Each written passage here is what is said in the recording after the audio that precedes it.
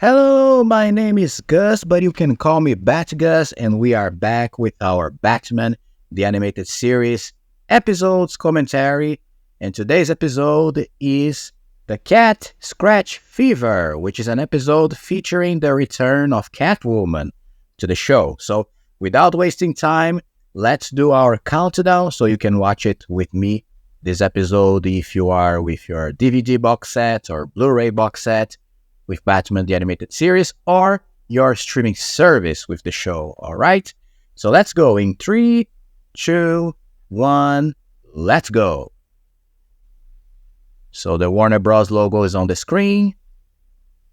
And this is a funny episode to comment today because at the moment I am speaking right now, doing this commentary here about the episode. We are having a very cold day here in my country, Brazil, which is not so usual. We usually have very hot, sunny days, and today's a cold, cloudy day, but it's very fitting to the episode of today because this is one of the episodes that takes place during the snowy season of Gotham City. And this is one of the things that I remember from this episode when I was a kid. Somehow, I also have the nostalgia of this episode from the time that I recorded Batman the Animated Series episodes in VHS, so I could watch it later. Of course, you can only record about 6 hours of content in a VHS, right? So it was a limited time, and for that reason, I never had the ability to record complete episodes or to make them fit on the VHS tape very, in sequence, in a correct sequence. There was always one half of an episode, then another episode overlapped these episodes. And I remember I had some parts of this specific episode in one VHS as a kid, and I used to watch it a lot. But being very honest, this is not one of the greatest of the episodes in the animated series. In fact, I mean, this is an important episode because it features, like I said, the return of Catwoman since her first two-parter episode, The Cat and the Claw, right? I believe that was the name. Anyway, parts 1 and 2. And this is her, in theory, her second appearance in the show. And it's supposed to be a very important episode, but somehow is one of the forgettable ones, in my opinion. Actually, after the first appearance of Catwoman in the show, which is my favorite, The Cat and the Claw, the two-parter, there are not great episodes with the character anymore in the show, in my opinion. Except for one that she's not the main character, or her appearance is very brief. That is the one, I Almost Got You, right? We're gonna get to this episode very soon, but the rest of the episodes with Catwoman are just not great in the show. But anyway, so the episode started with Catwoman being released from her prison time after the her first appearance. So this is a direct sequel from The Cat and the Claw, and she is released by the judge, but with the condition that she never put on again the Catwoman suit, because if she does, she will be arrested again. So she comes back home with her secretary, Maven, that also was a character in that first appearance. And she discovers that her cat, what is the name of her cat now? I forgot. Isis. I forgot the name. Anyway, Isis had disappeared from her apartment, and the little cat tried to find her during her prison time, so she went away from the apartment and never returned. So Selina Kyle, she starts to look for Isis in the suburbs of Gotham City, And while she's looking for the cats in the alleyways, in the places, Batman is also watching her steps, right? Watching her to check upon her. Uh, so this is a very I am an animal lover, so I don't like this kind of episodes that there is an animal suffering. And when I say suffering, I mean that Isis, she has disappeared because she went after Selena, and the whole episode is this kind of it's an agonizing wait for Catwoman's investigation, trying to find a cat. So I don't like that. I have 2 cats in my home, so I'm very fearful that something like this happens to my cats, that they disappear from my life. It would be very anyway. It would be terrible for me if something like this happens. But anyway, she starts to go into some alleyways and she finds some other cats. Then these 2 characters appear that are supposedly they work for the animal shelter, and they start to put these cats on nets. So then, with the excuse that they are catching strays because they don't have owners, and Selena confronts them, and because Selena is a animal protector, right? This is one of the characteristics of this version of the character here. She's an animal lover and an animal protector, so it's a cool idea with this Catwoman character. And she confronts the two bandits and fights them off to protect the cats. And then in the end of the thing, there is this big guy that is going to attack Selena. So Batman intervenes, and he deals with these 2 bandits in her place. So Selena and Batman will have this moment now together again, a romantic moment, because Catwoman is his main love in this show as well. Just like Batman Returns, Selena is a blonde here. I don't know if I mentioned this in the last episode with her, that her features are based on Michelle Pfeiffer from Batman Returns, right? So this is something that happened during the show. The show is from 92, exactly the year where Batman Returns was released. So it was a demand from the studio that both Catwoman and the Penguin had their features copied from their appearances on the movie.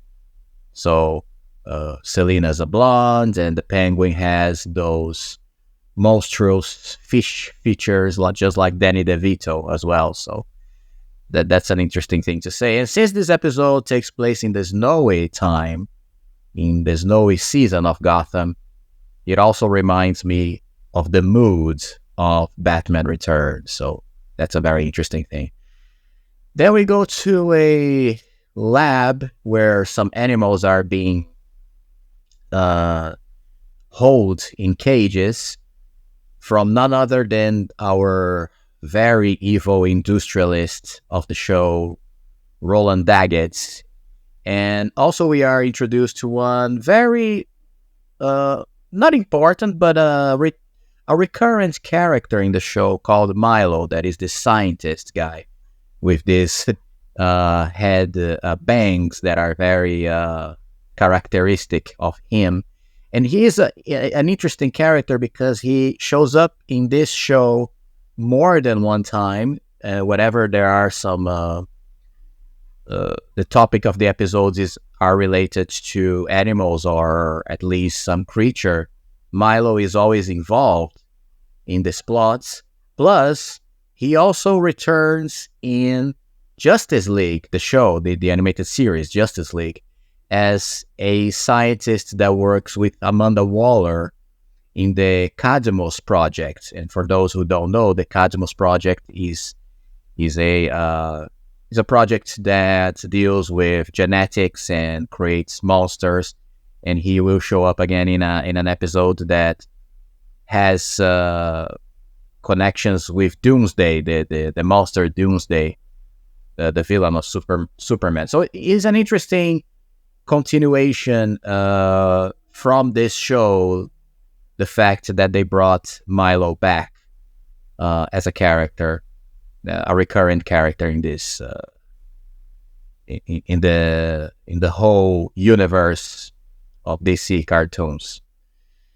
So anyway, Selena was almost in prison again because she got into trouble with those bandits catching strays, and Bruce Wayne helped her leave the prison again.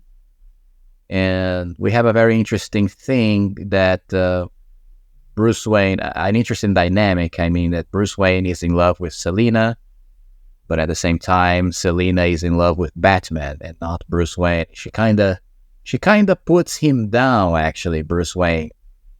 She has no interest in him, even though she loves Batman. So it's an interesting dynamic between these characters. So Selena goes against the rule that she can't put on her suit, Catwoman suit, and she does it to break into the labs of Roland Daggett. And there she finds Isis in a cage, but Isis is very angry and violent, and she bites Selena. And the plot of the story is that Roland Daggett is creating this virus that he will spread across Gotham, across the citizens of Gotham, and he is testing this virus with the aid of Milo and these other bandits in the animals of Gotham City, in the strays of Gotham, and that's why we have the whole animal plot in here. So Catwoman is bitten by, or scratched, I forgot now, by Isis, and she ends up getting the virus, which will create the fever of the title in her. So then we have Catwoman going after Isis, and one thing to mention in this episode, the animation is not that great, but at the same time, I don't know, I like the visuals in this episode, even though the animation is not the best of the best from all the episodes. I still enjoy the visuals, the snowy mood, like I said. And even though it's not a great episode, this, well, at least has these positives. So Catwoman goes after Isis in the snow, and she starts to feel the effects of the virus in her. And eventually she will be saved by Batman on the road. And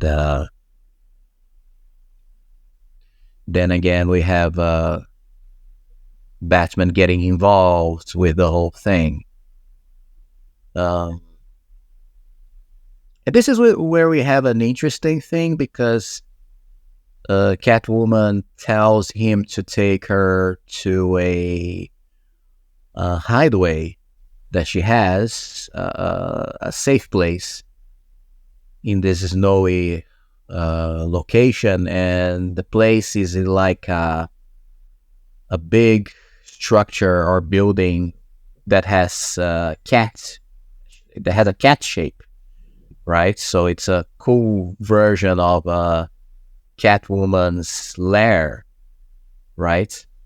Yes, there's a statue of a cat or a panther over the building, and I don't know if this location happens to appear again in any other episode, so I don't know. But it's an interesting location, kind of her version of the Batcave. Then there is this funny line where he says, "You're very hot," because she's with the fever, and then she goes, "You just noticed that now?"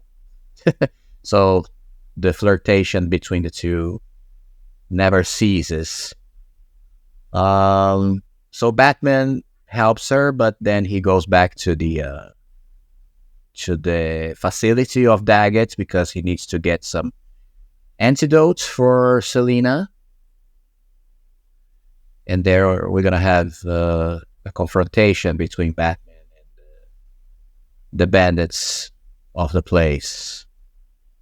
We have this cool scene where Batman puts this goon, the big guy goon, upside down, and he not tortures the guy, but he starts to get some.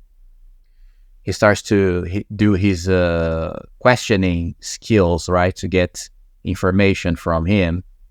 And he says a very good line going, "Let's play a game. I will try to guess what's Daggett's plan, and you tell me if I'm right."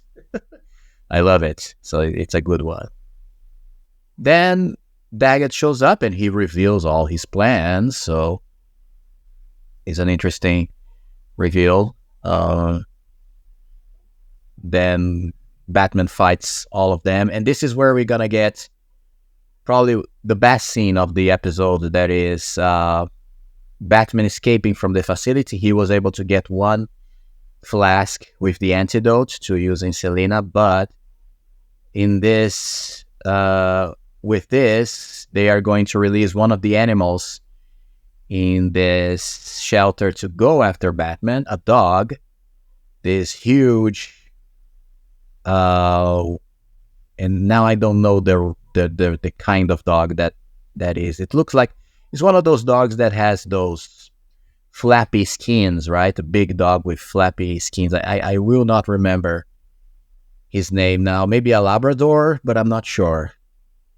And the dog is very, he's also affected by the virus, so he's very angry and violent. So there is this huge chase of Batman going through the snowy forest with the dog after him, and I remember this from my childhood. That was one of the scenes that I most remember. Batman kind of fighting this dog. Not fighting, but running away from the dog, right? It's a very cool scene anyway. And we're going to have all this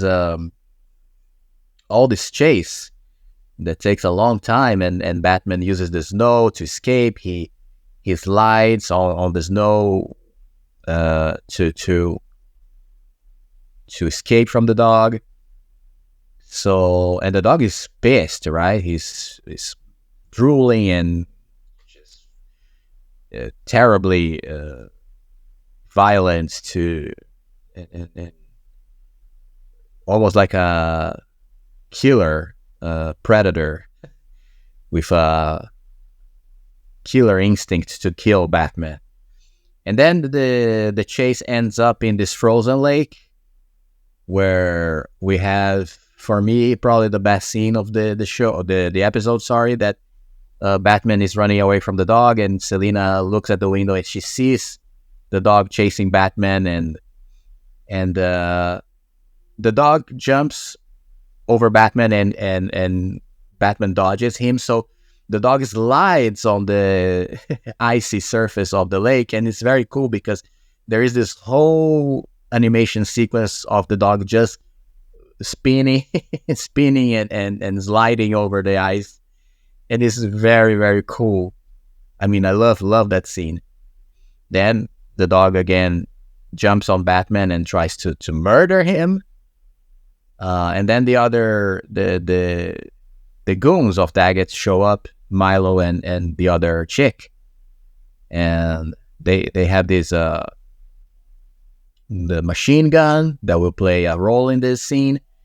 Batman takes the antidote flask and uses in the dog, and immediately the dog ceases to be angry and returns to his normal state. And Batman wraps a cord around the dog's muzzle to avoid any other attacks, even though that was not necessary anymore. So the goons shoot Batman, or shoot the surface of the ice for Batman to sink on the icy lake in the water, and that's what happens. The dog is able to escape, but Batman he falls and almost drowns in the lake. Cold, very cold lake. And then he's going to use his abilities to get the goons. He punches his hand out of the ice and grabs the ankle of the chick, and she she starts to shoot the ice beneath their feet to get Batman, and Milo shouts, "Watch out, you fool!" But then both of them sink into the water as well, and Batman gets them. So that's the end of that. And in the end of the episodes, Batman is going to use the rest of the antidotes to save Selina and cure the virus in her. And that's basically it, you know. Of course, at the end of the episode, we're going to have the closure where Selina is back at her apartment and with Maven, but still she doesn't have Isis, right? Isis was lost during the episode. So as a gift for her, as the great hero that Batman is, he brings Isis back in a basket and leaves the cat in her balcony, and they have this very warm and beautiful reencounter while Selina watches over the balcony, see Batman swinging away in the buildings, and knows that that's her man. And not a great episode, you know, but still a warming episode in terms of animals plots. And like I said, I like the whole snowy moods and the snowy setting.